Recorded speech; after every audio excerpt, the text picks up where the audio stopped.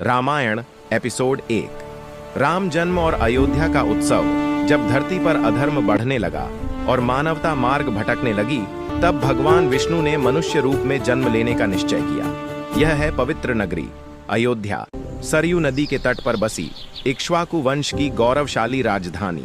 यहीं राज करते थे प्रतापी राजा दशरथ। राजा दशरथ के पास वैभव, शक्ति और सम्मान सब कुछ था, पर एक बात उन्हें भीतर से व्यथित करती थी।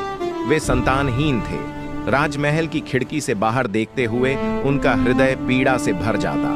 तभी गुरु वशिष्ठ ने उन्हें सलाह दी, महाराज, पुत्र कामेष्टि यज्ञ कराइए, ईश्वर आपकी कामना अवश्य पूर्ण करेंगे।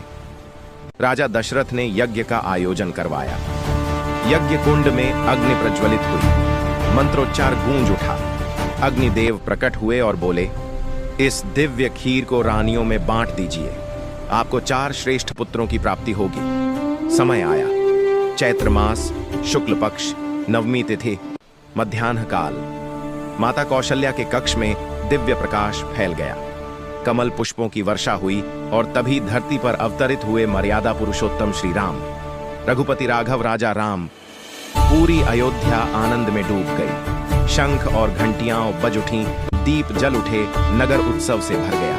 कौशल्या से राम, सुमित्रा से लक्ष्मण और शत्रुघ्न, कैकेयी से भरत, 4 राजकुमारों ने जन्म लिया।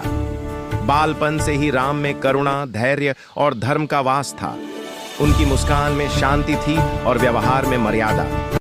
गुरु वशिष्ठ ने बाल राम के सिर पर हाथ रखकर कहा, यह बालक केवल राजा नहीं बनेगा, यह धर्म और सत्य का मार्गदर्शक बनेगा।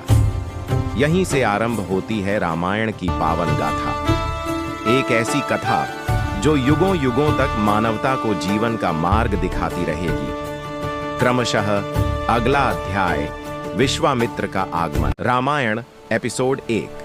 राम जन्म और अयोध्या का उत्सव।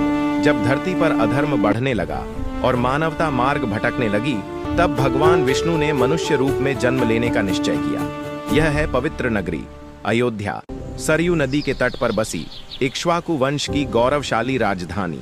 यहीं राज करते थे प्रतापी राजा दशरथ। राजा दशरथ के पास वैभव, शक्ति और सम्मान सब कुछ था, पर एक बात उन्हें भीतर से व्यथित करती थी। वे संतानहीन थे। राजमहल की खिड़की से बाहर देखते हुए उनका हृदय पीड़ा से भर जाता। तभी गुरु वशिष्ठ ने उन्हें सलाह दी, महाराज, पुत्र कामेष्टि यज्ञ कराइए, ईश्वर आपकी कामना अवश्य पूर्ण करेंगे। राजा दशरथ ने यज्ञ का आयोजन करवाया। यज्ञ कुंड में अग्नि प्रज्वलित हुई, मंत्रोच्चार गूंज उठा। अग्निदेव प्रकट